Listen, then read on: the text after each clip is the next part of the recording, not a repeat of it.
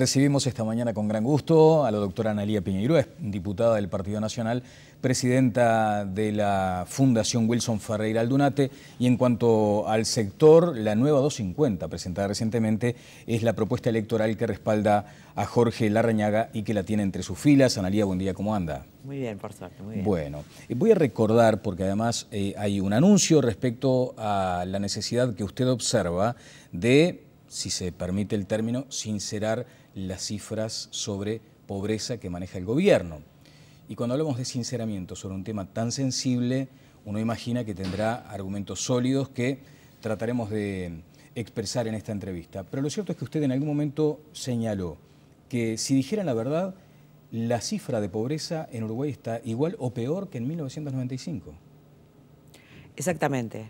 No es un tema nuevo, o sea que no es un recurso electoral. Yo es un tema que lo planteé cuando interpelé al ministro Lesker hace 2 años, se lo pregunté reiteradamente al exministro de Economía, a Fernando Lorenzo, e inclusive hice un pedido de informes al Instituto Nacional de Estadística, que a mi juicio fue contestado insuficientemente y que por lo tanto justamente hoy estoy pidiendo que sea convocado el Instituto de Estadística a la Comisión de Población y Desarrollo para que amplíe la información que se me proporcionó.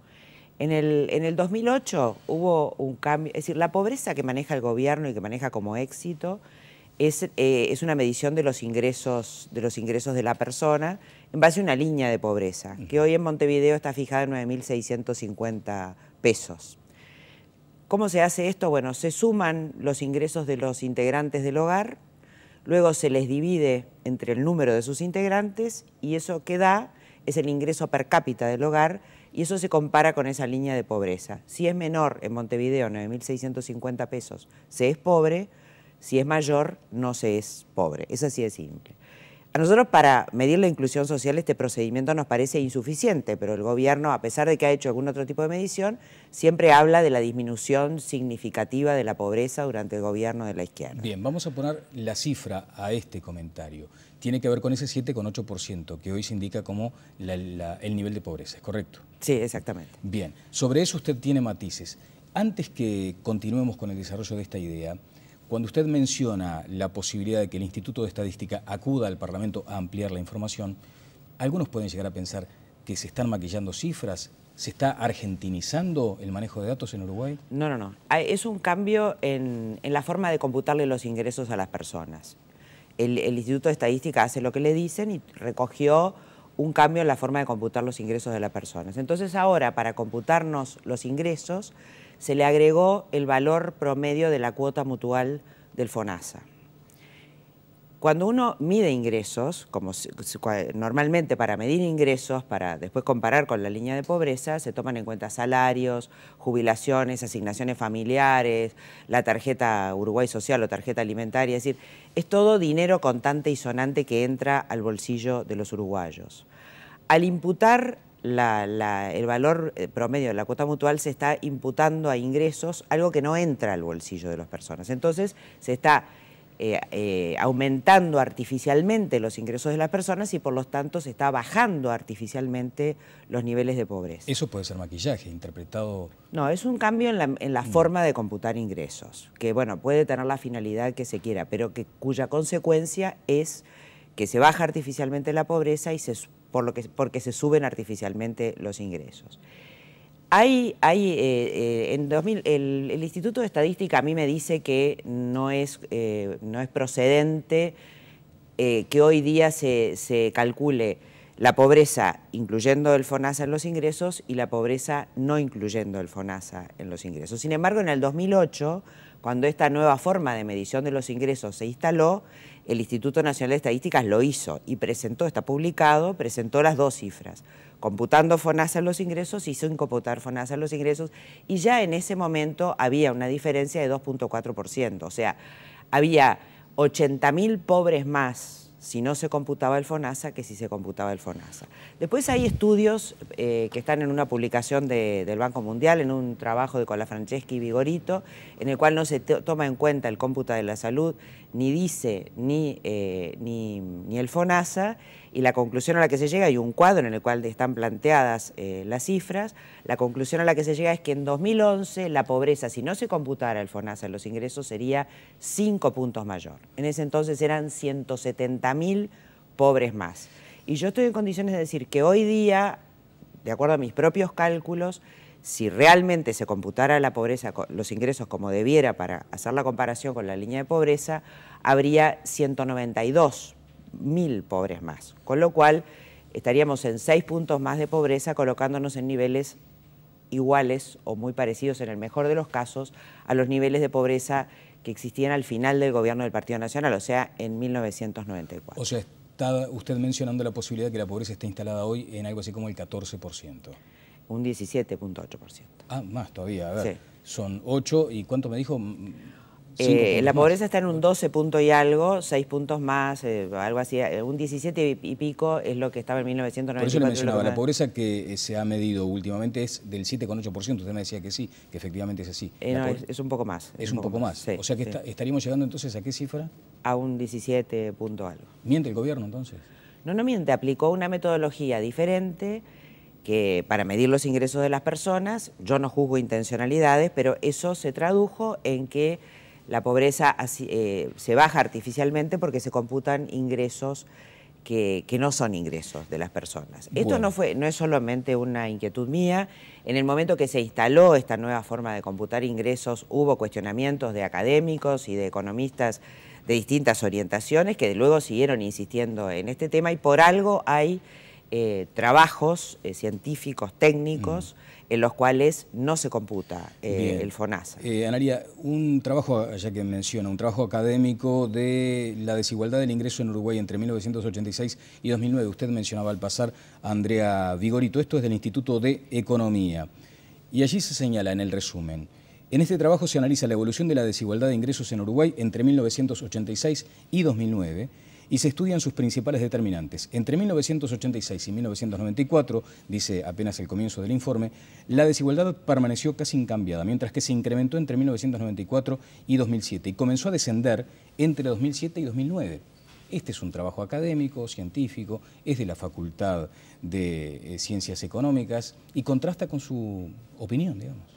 No, ahí está hablando de desigualdad, ¿no? Que claro, es una cosa diferente. Pero tiene que ver también con esa baja en la pobreza. Son distintos enfoques. No. Una cosa es la baja de la pobreza y otra la desigualdad. Son distintos indicadores totalmente distintos. Justamente el lunes... A ver, si me permite una breve interrupción. ¿No están, en este caso, asociados la baja de la pobreza con el nivel de menor brecha entre ricos y pobres? No, se miden de distintas maneras. Yo explicaba hoy al comienzo cómo se mide la pobreza, la línea de pobreza, cómo se computan los ingresos del hogar para determinar el ingreso per cápita y cómo se compara con esa línea de pobreza para decir si una persona es pobre o no. Claro. Yo digo que para medir la inclusión social el ingreso no es suficiente, hay que tomar en cuenta otros factores. Bien, pero el gobierno ha elegido hablar siempre de pobreza. Bien, se está hablando de la desigualdad del ingreso. La desigualdad mide distribución del ingreso y distribución de la riqueza, y eso se mide por el índice de Gini. Hay un trabajo académico que no sé si es el mismo, yo lo leí el lunes pasado en el suplemento Economía y Mercado del diario El País, en el cual también es un trabajo de Andrea Vigorito que toma como fuente la recaudación tributaria y que habla justamente de que se disminuyó la desigualdad, pero que se acentuó la concentración de la riqueza. Que es una mirada distinta a este fenómeno, pero son dos indicadores distintos que se miden de maneras totalmente distintas. Que se miden distintos, efectivamente, desde el punto de vista científico. Mi pregunta apuntaba a eso, si no están asociados en la realidad. No, así vistos no. Así vistos no, desde su punto de vista no. ¿No contrasta esto entonces, este estudio académico, con su percepción de que la pobreza está mucho más alta de lo que señala el gobierno? Para nada. Hay que tener en cuenta además que, digo, en los años 90 hubo un dramático descenso de la pobreza que muchas veces se ignora cuando se mira el escenario de de la pobreza. Lo que llama la atención en esta forma de mirar, en esta mirada que yo hago, que digo, está sustentada en estudios de investigadores y de economistas que han cuestionado la medición de la pobreza que hace el gobierno, es también tener en cuenta la coyuntura, ¿no? Es decir, no es lo mismo 1994 en términos económicos y de crecimiento que el año 2013, que Bien. Es a donde yo llego con mis cálculos. Uruguay ha tenido un crecimiento económico sin precedentes en la historia del Uruguay en el periodo del gobierno de izquierda, y eso impacta en la pobreza porque impacta en la generación de empleo, impacta en mejores salarios, o sea que la pobreza debería estar muchísimo más baja de lo que efectivamente está. Bien, tanto el gobierno como sectores oficialistas entienden que hubo crecimiento, pero que además esto vino acompañado por una mejor distribución. ¿Usted no comparte esa mirada ahora? No, obviamente que ha mejorado la distribución. Ahora, hay estudios más recientes que dicen que la distribución no ha sido, este estudio que publicado el lunes pasado, repito, sí. Habla de que la distribución, mirando otras fuentes de información, tampoco es tan buena como la que estábamos manejando hasta el momento. Bien, otra cifra que estoy leyendo acá que se manejó por parte del gobierno señalaba que en 2012 29.000 personas salieron de la pobreza. Si uno fuera a contrastar esto con su actual afirmación, digamos que también allí hay una diferencia. Hay diferencias porque eso está tomando en consideración la medición de la pobreza, teniendo en cuenta como ingreso el valor promedio de una cuota mutual del FONASA. Bien, señala usted que no se trata en este caso de una plataforma electoral, que no es un planteo en atención a este tiempo que se está observando. De cualquier forma, en todas las campañas el tema de la pobreza se instala. Sí, está bien que se instale, ¿no? A mí me parece que está bien porque más allá de que a mi juicio hay más pobres de los que se dicen, y a veces es una percepción que uno tiene también, ¿no? Y que a uno le manifiesta a la gente, más allá de eso, hay un núcleo duro de la pobreza que siempre tiene que ser asistido. El núcleo duro, las personas además que están en el límite, ese límite muy fino entre un poquitito arriba de esa línea que yo hablaba, que es de 9.000 y pico de pesos en Montevideo, un poco menor en el interior, esa gente que está por cualquier circunstancia baja la línea de pobreza y queda, que son 400.000, ¿no? De acuerdo a un estudio de la Facultad de Ciencias Sociales, hay 400.000 que están muy en el límite y hay otros que están debajo. Hacia esa gente hay que dirigir un batallón de políticas sociales que a mi juicio han sido mal enfocadas, y yo si bien sostengo que tienen que mantenerse las políticas sociales porque nadie ha dicho que no deben existir, deben ser reformuladas para realmente ir hacia la inclusión social, que es lo que a todos a nosotros nos importa, el combate de la pobreza a través de la inclusión social. Bien, el sector de Jorge Larrañaga está asumiendo el desafío de plantear ahora un programa, digamos, una propuesta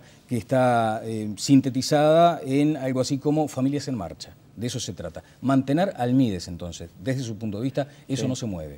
No, eso no se mueve. Como ministerio coordinador de todos los demás actores que tienen que estar presentes en una política social, mantener las asignaciones familiares, eso sí, a cargo del Banco de Previsión Social, que es el que legalmente tiene competencia para definir quiénes las reciben y pagarlas.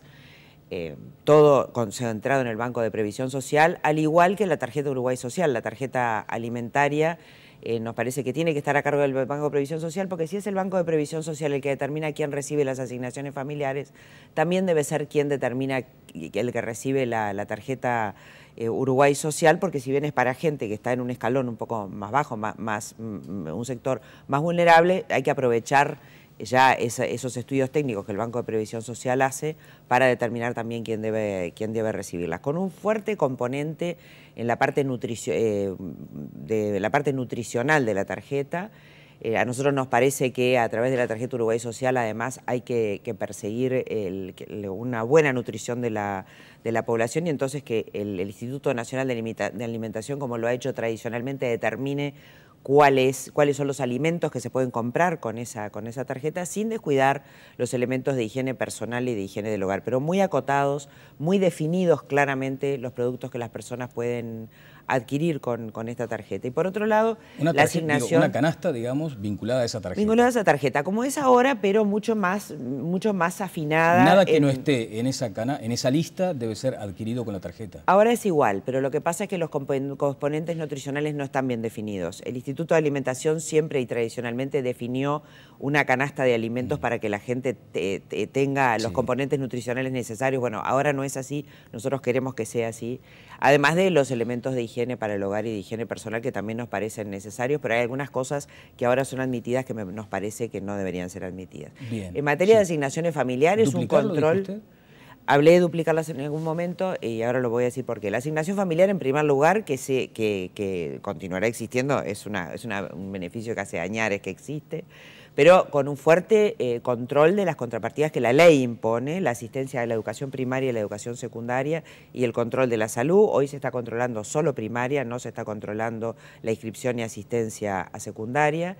Una duplicación en los casos de tratarse de niños o jóvenes menores de 14 años que salgan del trabajo infantil y resuelvan reinsertarse en el sistema educativo. Una prestación, una asignación familiar complementaria por una sola vez de 5 bases de prestaciones de contribución para quienes completen la educación superior, la educación básica superior, secundaria. Y bueno, por ahí serían el tema de las asignaciones familiares y de la tarjeta Uruguay Social. ¿Está estimado ese monto de inversión, Analía? ¿Está estimado? No está estimado, lo tenemos estimado, sí, no recuerdo ahora el monto, pero no es significativo porque al haber una mayor focalización de la prestación, el costo en materia de prestaciones no incidiría mucho. Nosotros creemos que hay un problema serio de focalización todavía en materia de asignaciones familiares desde el momento en que no se está controlando integralmente las contrapartidas que la ley exige en materia de asignaciones familiares. ¿Cuántas asignaciones familiares serían duplicadas de acuerdo a este diagnóstico que usted hace? Bueno, nosotros duplicadas no sabemos porque no hay un censo actualizado de cuáles son las personas, los niños y jóvenes que están en el trabajo, infantil. Asume y promete la duplicación tiene que ser hecho a través de un trabajo de campo. Un número que no existe, digamos.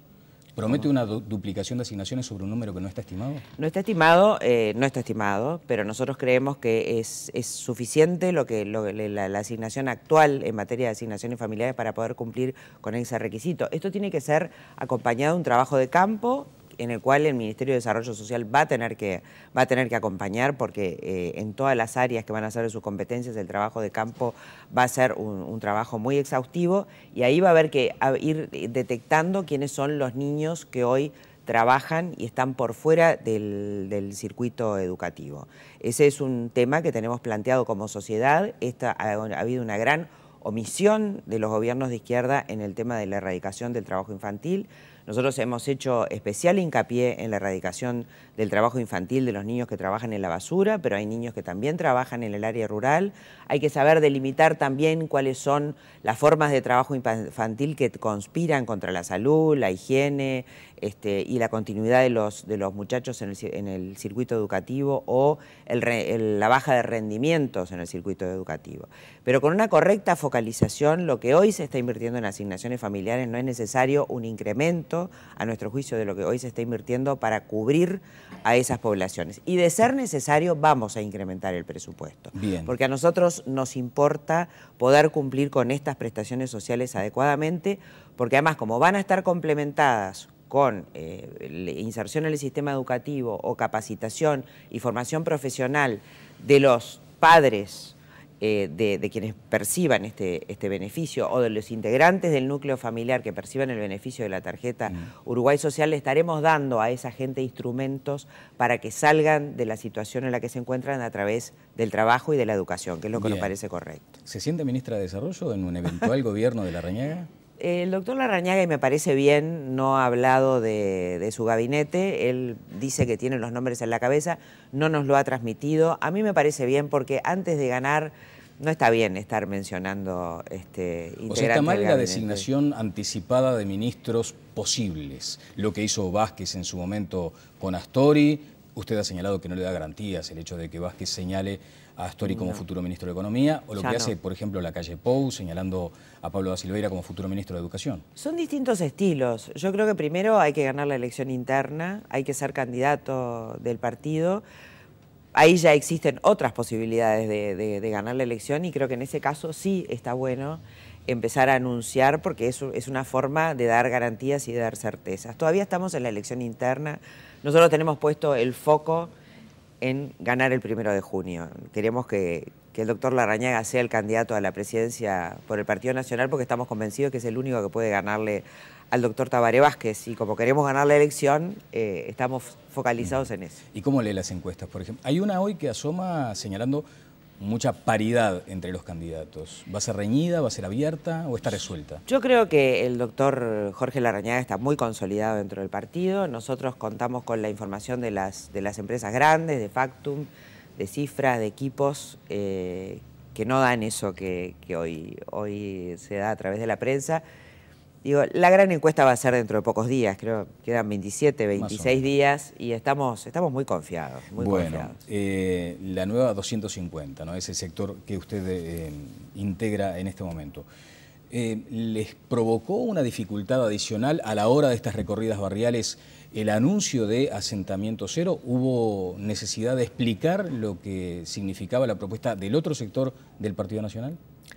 No, nosotros los asentamientos los hemos recorrido siempre, o sea, no es un tema de campaña electoral. Pero fue ¿no? mal interpretado el anuncio porque de hecho señala una crónica del Observador que un día ustedes están recorriendo un asentamiento y alguien les dice, pero ¿cómo nos quieren echar? ¿Cómo es esto del asentamiento cero? Sí, a mí personalmente no me pasó.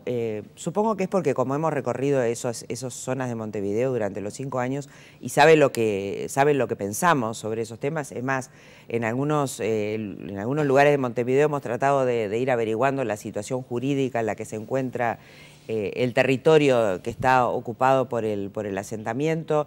En algunos otros hemos tratado de ver a ver si se les puede dar el acceso al agua o el acceso a los servicios. La gente sabe perfectamente qué es lo que pensamos, que en realidad nosotros lo que tratamos es de que esa gente pueda vivir dignamente. Sabemos perfectamente, y la gente sabe, la gente con la que hablamos saben que hay lugares en los que están alojados en los cuales no van a poder seguir viviendo y que va a venir en algún momento va a venir un realojo para bien de todos, ¿no? Bueno. Nosotros lo que no ponemos es una fecha determinada, sino simplemente la voluntad, en el programa de gobierno está, de trabajar para que esa gente pueda vivir dignamente. O sea, hacerle llegar los servicios y urbanización a los lugares donde se puede y a otros lugares, de acuerdo a las necesidades y conveniencias de cada familia, ir tratando de realojarlos. Porque hay que tener en cuenta algo. Dentro del tejido urbano hay viviendas con servicios y adecuadas donde la gente también puede ser realojada. Y hay mucha más gente pobre viviendo dentro del tejido urbano que dentro de los asentamientos. Entonces hay realidades que hay que tener en cuenta a la hora de abordar esto. Pero me parece que nadie puede asustarse porque manifestemos nuestra voluntad de que hay que vivir más dignamente y que esa situación es muy precaria y que no se puede sostener. Bueno, estuvieron muy activas las redes sociales durante la entrevista con usted. Dice, imagino que si gana el gobierno blanco seguirá con el plan Juntos para ayudar a la gente más pobre. ¿Está contemplado eso? Creo que hay que buscar políticas de vivienda mucho más eficientes. El plan Juntos, yo me acuerdo que una vez hice un cálculo y me daba que al ritmo que iban a tardar 70 años en cumplir con el objetivo que se habían trazado originalmente. Entonces me parece que hay que buscar políticas de vivienda para los sectores más carenciados mucho más eficientes y mucho más rápidas. Bueno. A mí me parece un esfuerzo muy loable el que intentó hacer el presidente, pero no ha tenido éxito en sus resultados. O sea que hay que buscar programas de vivienda para las personas que efectivamente lo necesitan mucho más eficientes. Bueno, después dice alguien por acá, no está dando datos cuantificables, solo opiniones. Bueno, usted entiende que hay que medir luego, ponderar el número de personas a las que se abarcaría con las políticas sociales que pretende, en este caso, el sector de Larrañaga. Bueno, efectivamente sí. Ahora, lo que está clarísimo es que nosotros sí hay que invertir más en políticas sociales, porque tradicionalmente se ha invertido 1/5 del producto. Digo, el incremento del gasto público social, si uno saca lo de educación y lo de salud, que ha habido un fuerte incremento con el apoyo del Partido Nacional, en el resto no ha habido, tradicionalmente siempre se ha invertido lo mismo. Nosotros estamos dispuestos a invertir muy fuertemente en este tipo de, si cuestan mal que las actuales, no nos importa, en este tipo de políticas sociales que promuevan a las personas, no al asistencialismo actual, sino que promuevan a las personas y que les permita ser asistidos en el momento en que lo necesitan porque están en situación de vulnerabilidad socioeconómica, pero que a la vez reciban instrumentos que les permitan salir de su situación a través de la educación y del trabajo. Y creemos que esa es una muy buena inversión. Si tenemos que invertir más de lo que ha invertido el gobierno del Frente Amplio y más de lo que tradicionalmente se ha invertido en materia de políticas sociales, lo vamos a hacer porque queremos la promoción de las personas y que se termine en el Uruguay con la exclusión social. Ha sido muy amable, ¿eh? A ustedes. Muchísimas gracias a la señora diputada Analía Piñeirúa. Vamos a la pausa y seguimos adelante en Telebuendía.